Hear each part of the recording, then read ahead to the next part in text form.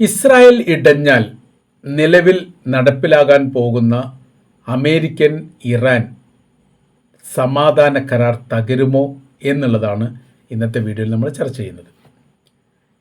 അപ്പോൾ ഈ യുദ്ധത്തിൽ അല്ലെങ്കിൽ ലോകത്ത് സമാധാനമുണ്ടാകുന്നതിനെ എതിർക്കുന്ന ഭൂമിയിലെ ഒരേ ഒരു രാജ്യത്തിൻ്റെ പേര് ഇസ്രായേലാണ്. അവർക്കൊരിക്കലും യുദ്ധം അവസാനിക്കാൻ പാടില്ല, സമാധാന കരാർ വരാൻ പാടില്ല, ഇറാൻ എന്ന് പറയുന്ന രാജ്യം സ്ഥായിയായിട്ട് അങ്ങനെ നിലനിൽക്കാൻ പാടില്ല. ഈ തരത്തിലാണ് കുരുട്ടായിട്ട് ചിന്തിച്ചുകൊണ്ടേയിരിക്കുന്നത്. എന്നാൽ അതിനനുസരിച്ച് സായുധ പോരാട്ടം നടത്തി ഇറാനെ കീഴ്പ്പെടുത്താൻ വേണ്ടി സാധിക്കുമോ? അതൊട്ടില്ലാനും. അത് എവിടെയെങ്കിലും അങ്ങനെ ഒരു വിജയം ഉണ്ട് എന്ന് പറയാൻ വേണ്ടിയിട്ട് ഇസ്രായേലിന് സാധിക്കുകയില്ല. ഇത്തരം പ്രാദേശികപരമായിരിക്കുന്ന വിഷയങ്ങൾ വരുമ്പോൾ ഇനി ലെബനാനുമായിട്ട് യുദ്ധം തുടങ്ങി. എത്ര കാലമായി യുദ്ധം തുടങ്ങിയിട്ട്? ഇപ്പോഴും അവസാനിച്ചിട്ടില്ല, അത് നടന്നുകൊണ്ടേയിരിക്കുന്നു. ഫലസ്തീനുമായിട്ട് ബന്ധപ്പെട്ട വിഷയം 2 കൊല്ലത്തോളം ഹമാസുമായിട്ട് പോരാടി.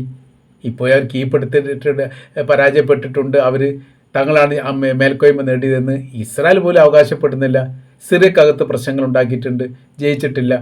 അങ്ങനെ പോകുന്നു അവരുടെ നീണ്ട ചരിത്രങ്ങൾ. യുദ്ധവും അതിൻ്റെ കെടുതിയും അതിൻ്റെ ദുരന്തവും അതിൻ്റെ വിഷയങ്ങളും ഏറ്റവും കൂടുതൽ അനുഭവിച്ച രാജ്യം തന്നെയാണ് ഇസ്രായേൽ എന്ന് പറയുന്നത്. അത് പുറത്ത് പറയുന്നില്ല എന്നുള്ളത് മാത്രമാണ്. 1967 അറബ് ഇസ്രായേൽ യുദ്ധത്തിലാണ് അവർക്ക് ആധിപത്യമുള്ള ഒരു വിജയം മുന്നേറ്റവും കൃത്യമായ രീതിയിലുണ്ടായത്. അത് ഇസ്രായേൽ മാത്രം ചെയ്ത യുദ്ധമല്ല, അതിൽ ഫ്രാൻസും അമേരിക്കയൊക്കെ വലിയ രീതിയിൽ സഹായം നൽകിയിട്ടുണ്ട്, ബ്രിട്ടൻ അടക്കം.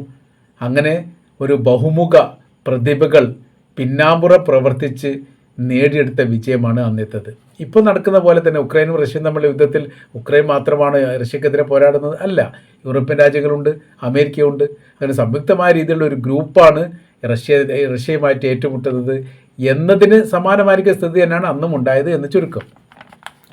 നമ്മൾ വിലയിരുത്തുന്നത് ഇവരെ എതിർത്താൽ ഇപ്പോൾ എന്താവും എന്നുള്ളതാണ്. 60 ദിവസത്തെ കരാറാണ് ആദ്യഘട്ടത്തിൽ ഏറെക്കുറെ പ്രാബല്യത്തിൽ വരാൻ പോകുന്നത്. അത് പ്രഖ്യാപനം നടന്നിട്ടില്ല. ട്രംപ് പറഞ്ഞിരിക്കുന്ന കാര്യം വെടിനിർത്തൽ വെള്ളിയാഴ്ച പ്രഖ്യാപിക്കും, വിയന്നയിൽ വെച്ചിട്ടാണ് പ്രഖ്യാപന കാര്യങ്ങൾ വരിക. എന്നാൽ ഇപ്പോൾ വെടിനിർത്തൽ പ്രാബല്യത്തിൽ വന്നിട്ടുണ്ട്. കരാർ വ്യവസ്ഥ പൂർത്തീകരിക്കാൻ മാത്രമാണ് വെള്ളിയാഴ്ച വരിക. അങ്ങോട്ടും ഇങ്ങോട്ടും അക്രമ കാര്യങ്ങളൊന്നും ഇല്ല എന്നുള്ളത് ട്രംപ് പറഞ്ഞിട്ടുണ്ട്. അപ്പോൾ ഇത് 60 ദിവസത്തേതാണ് എന്നുള്ളതും 60 ദിവസത്തിന് ശേഷമാണ് മറ്റുള്ള കാര്യങ്ങൾ ഉണ്ടാവുക എന്നതൊക്കെ ഇതിന് മുൻപ് തന്നെ പുറത്തു വന്ന റിപ്പോർട്ടിൻ്റെ അടിസ്ഥാനത്തിൽ നമുക്ക് പറയാൻ വേണ്ടി പറ്റുന്നതാണ്. അപ്പോൾ എന്തുകൊണ്ടാണ് അമേരിക്ക വളരെ പെട്ടെന്ന് തന്നെ ഒരു വെടിനിർത്തൽ കരാറിലേക്ക് എത്തിയത് എന്ന് നമുക്ക് പരിശോധിക്കാം. അതിൽ അമേരിക്ക ഇപ്പോൾ പറയുന്ന പ്രധാനമായിരിക്കുന്ന കാര്യങ്ങളിലൊന്ന് ഇതാണ്: ഇറാൻ്റെ ആണവായുധവുമായിട്ട് ബന്ധപ്പെട്ട് സമ്പുഷ്ട യുറേനിയം 60% 90% ഒരാഴ്ച മതി. ഇതാക്കിയിട്ടുണ്ടോ എന്ന് അറിയാൻ വേണ്ടി പറ്റില്ല. അപ്പോൾ അങ്ങനെ ആ സമയത്ത് ഒരു ആണവ രാജ്യമായി ഓട്ടോമാറ്റിക്കായിട്ട് ഇറാൻ മാറിക്കഴിഞ്ഞാൽ അത് ഇസ്രായേലിന് ഭീഷണിയാണ്. അവരുണ്ടാക്കിയാൽ അവർ എന്ത് ചെയ്യും? അത് പ്രയോഗിക്കും. സാധാരണഗതിയിൽ ഇറാനെ സംബന്ധിച്ചിടത്തോളം അവർ അങ്ങനെ തന്നെയാണ്. മിസൈൽ ഉണ്ടാക്കിയാൽ അവർ പ്രയോഗിക്കും. ഏതെങ്കിലും തരത്തിൽ യുദ്ധമോ പ്രശ്നങ്ങളോ ഉണ്ടാവുക സ്വാഭാവികമാണ്. സമാനമായിരിക്കുന്ന സ്ഥിതിയിൽ വീണ്ടും ഇസ്രായേലിൻ്റെ അക്രമ കാര്യങ്ങൾ ഉണ്ടായാൽ എന്ത് ചെയ്യും? ഇറാൻ അത് ഇസ്രായേലിന് നേരെ പ്രയോഗിക്കില്ല എന്ന് പറയാനൊന്നും പറ്റില്ല. ആ സമയത്ത് രക്ഷപ്പെടുത്താൻ വേണ്ടി അമേരിക്കയ്ക്ക് സാധിക്കുമോ? ഇല്ല. അതിനുള്ള വിഷയം എന്ന് പറഞ്ഞാൽ വേണമെങ്കിൽ അമേരിക്കയിലും അവർ ഈ ആണവ സ്ഫോടനം നടത്താൻ സാധ്യതയുണ്ട് എന്ന് വിലയിരുത്താം. അപ്പോൾ അമേരിക്കയും ഇറാൻ തമ്മിൽ വ്യത്യാസം എന്ന് പറഞ്ഞാൽ 9500 കിലോമീറ്ററാണ്. ഇറാൻ്റെ തലസ്ഥാനമായിരിക്കുന്ന തെഹ്റാനിൽ നിന്ന് അമേരിക്കയുടെ തീരപ്രദേശമായിരിക്കുന്ന ഭാഗത്തേക്ക് 9500 കിലോമീറ്ററാണ് ദൂരം കണക്കാക്കുന്നത്. മിയാമി അതാ സ്ഥലത്തിൻ്റെ പേര്. അപ്പോൾ അങ്ങനെയാണെങ്കിൽ അങ്ങനെയൊക്കെ ചെയ്യാവുന്നതാണ്. ഇനി വേറെ രാജ്യങ്ങളൊക്കെ വേണമെങ്കിൽ സഹായിക്കുകയും ചെയ്യാം. അങ്ങനെയൊക്കെ പോകുന്നു. ഇപ്പോൾ പറയുന്ന കാര്യം ഇങ്ങനെയാണ്: ഒരു മഹാദുരന്തം അമേരിക്കൻ സൈനികർക്ക് ഉണ്ടാവുന്നത് ഒഴിവാക്കാൻ വേണ്ടിയിട്ടാണ് ഇറാനെ അമേരിക്ക ആക്രമിക്കാത്തത്. ഏറ്റവും ഒടുവിൽ അവർ സമ്പുഷ്ട യുറേനിയത്തിൻ്റെ മേലെ ഭയാനകരമായിരിക്കുന്ന ബോംബ് സ്ഫോടനം നടത്തി അത് തകർക്കണം എന്നോ അതല്ലെങ്കിൽ അവിടെ നിന്ന് ഈ പറയപ്പെട്ട സമ്പുഷ്ട യുറേനിയം എടുത്തുകൊണ്ട് നശിപ്പിക്കണമെന്നോ തീരുമാനിച്ചിരുന്നു. അപ്പോൾ അങ്ങനെ ഈ വിവരങ്ങളൊക്കെ അപ്പം ഏതോ തരത്തിൽ ഇറാൻ അത് അറിഞ്ഞതോട് കൂടിയിട്ട് എന്ത് ചെയ്തിട്ടുണ്ട്? അവരുടെ സമ്പുഷ്ട യുറേനിയം സൂക്ഷിക്കപ്പെട്ട മേഖലയ്ക്ക് ചുറ്റും വ്യാപകമായ രീതിയിൽ മൈനുകൾ സ്ഥാപിച്ചു. അപ്പോൾ ഭൂമിക്കടിയിൽ മൈനുകൾ സ്ഥാപിക്കുന്ന സമയത്ത് റിമോട്ട് കൺട്രോളോട് കൂടിയിട്ട് അതിനെ പൊട്ടിക്കാൻ വേണ്ടി സാധിക്കും. അതല്ലെങ്കിൽ ആ മേഖലയിലെ ആ ഭാഗത്തേക്ക് വാഹനങ്ങൾ കയറുന്ന സമയത്ത്, സൈനികരുടെ വാഹനം കയറുന്ന സമയത്ത് അങ്ങനെ ഓട്ടോമാറ്റിക്കായിട്ട് പൊട്ടിത്തെറിക്കുകയും ചെയ്യും. അങ്ങനെ വ്യാപകമായിരിക്കുന്ന നാശങ്ങളും നഷ്ടങ്ങളും വലിയ രീതിയിലുള്ള ദുരന്തവും അമേരിക്കയുടെ സൈനികർ അനുഭവിക്കേണ്ട ഒരവസ്ഥയിലേക്ക് വരുന്ന സമയത്ത് അമേരിക്കക്കകത്ത് വലിയ രീതിയിലുള്ള പ്രതിഷേധം ട്രംപിന് നേരെ ഉണ്ടാകും. അത് പിടിച്ചു നിൽക്കാൻ പറ്റാത്ത ഒരു സാഹചര്യങ്ങൾ സൃഷ്ടിക്കപ്പെടും എന്നും കൂടി മനസ്സിലാക്കാൻ വേണ്ടി പറ്റുന്നു. അപ്പോൾ അതുകൊണ്ട് ഇറാൻ്റെ അകത്തേക്കുള്ള പ്രവേശനം എന്ന് പറഞ്ഞാൽ തിരിച്ചു വരവില്ലാത്ത ഒരു യാത്രയായിട്ട് മാത്രമേ കണക്കാക്കാൻ പറ്റൂ എന്ന് ട്രംപിനെ ഉപദേശിച്ചിട്ടുണ്ട് ഈ വിഷയവുമായിട്ട് ബന്ധപ്പെട്ട് രാഷ്ട്രീയ നിരീക്ഷകർ. കാണുകയും കേൾക്കുകയും മനസ്സിലാക്കുകയും ചെയ്യുന്ന ഒരു രാജ്യമല്ല ഇറാൻ എന്ന് പറയുന്നത്. അതിന് നമ്മൾ കാണാത്ത എന്തൊക്കെയോ സംഭവങ്ങളുണ്ട്, ഇപ്പോഴും പുറത്തു വരാത്ത സംഭവങ്ങൾ നിലനിൽക്കുന്ന ഒരു ദുരൂഹ രാജ്യമാണ് ഇറാൻ എന്ന് പറയുന്നത്. അതുകൊണ്ട് അവരെ തൊടുന്നത് സൂക്ഷിച്ചു വേണം എന്നുള്ളതാണ്.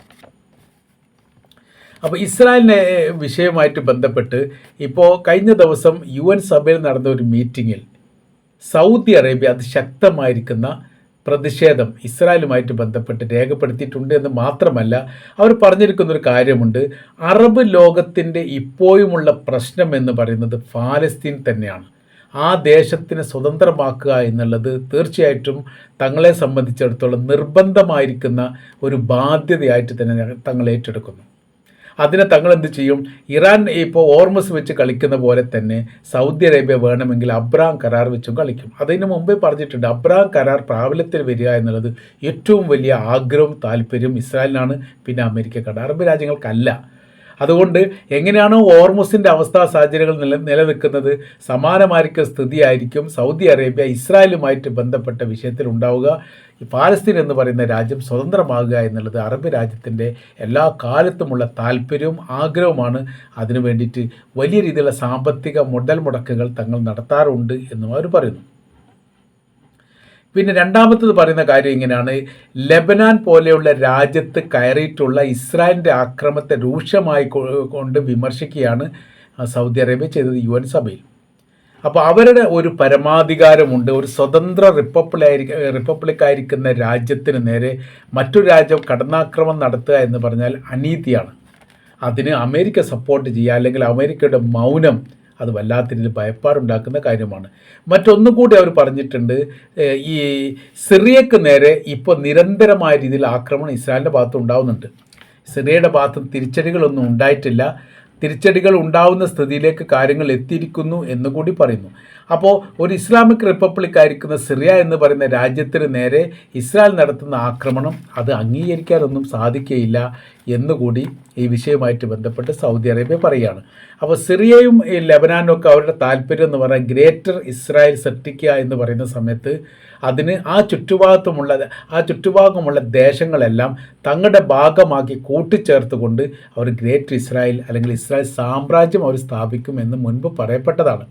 അതിൻ്റെ പ്രാരംഭ പ്രവർത്തനമൊക്കെ നടത്തുന്നതിൻ്റെ ഭാഗമായിട്ടാണ് ലെബനാനിലേക്ക് കയറുന്നത്. അപ്പോൾ ലെബനാൻ്റെ വിഷയം ഇറാൻ ആവർത്തിച്ച് പറയുകയും ആ വിഷയത്തിൽ ഊന്നിയിരിക്കുന്ന ഒരു കരാർ വ്യവസ്ഥ വരികയും ചെയ്യുന്ന സമയത്ത് അത് ഏറ്റവും സാരമായിട്ട് ബാധിക്കുക ഇസ്രായേലിനെയാണ്. കാര്യം എന്ന് പറഞ്ഞാൽ ലെബനാനിൽ തുടങ്ങിയെങ്കിൽ മാത്രമേ അവരുടെ ഗ്രേറ്റർ ഇസ്രായേലിൻ്റെ പദ്ധതികൾ അത് രൂപത്തിലെത്തിക്കാൻ വേണ്ടി സാധിക്കുകയുള്ളൂ.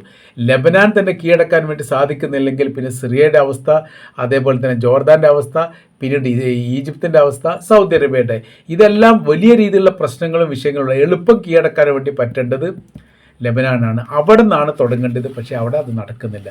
അപ്പോൾ ഈ കാര്യങ്ങൾ കൃത്യമായ രീതിയിൽ കാണുകയും മനസ്സിലാക്കുകയും ചെയ്ത ഇറാൻ എന്ത് ചെയ്തു? കരാർ വ്യവസ്ഥയിൽ ലെബനാൻ നിർണായകമായിരിക്കുന്ന കക്ഷിയാക്കി ചേർക്കുകയും ചെയ്തു. അപ്പോൾ കഴിഞ്ഞ ദിവസം ഇപ്പോൾ ലെബനാൻ നേരെ വീണ്ടും ഇസ്രായേൽ ആക്രമണം നടത്തിയിട്ടുണ്ട്.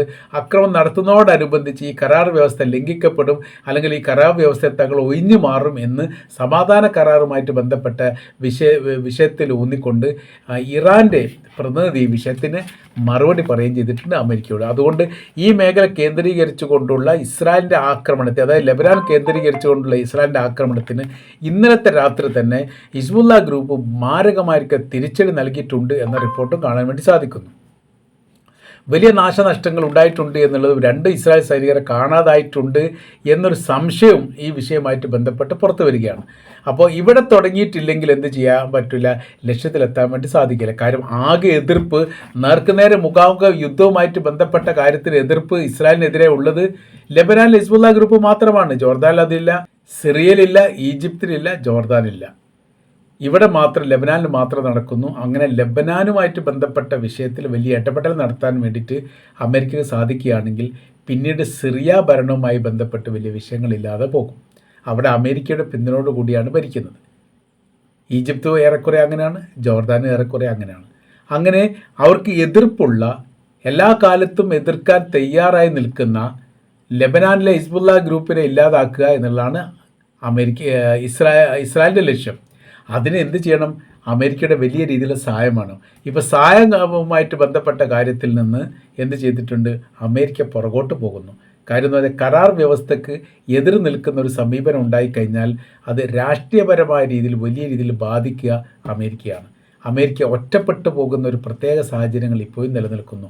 അതിൻ്റെ ഒരു പ്രയാസം വരെ അനുഭവിക്കുന്നു എന്ന് ചുരുക്കം. അഥവാ ഇസ്രായേലിനെ മാറ്റി നിർത്തി തന്നെ ഈ കരാർ വ്യവസ്ഥ ലക്ഷ്യത്തിലേക്ക് എത്തിക്കാൻ വേണ്ടിയിട്ട് അമേരിക്കൻ പ്രസിഡന്റ് ഡൊണാൾഡ് ട്രംപ് ശ്രമിക്കുന്നു എന്നാണ് നമുക്ക് ഈ വിഷയമായിട്ട് ബന്ധപ്പെട്ട് മനസ്സിലാക്കാൻ വേണ്ടിയിട്ട് സാധിക്കുന്നത്.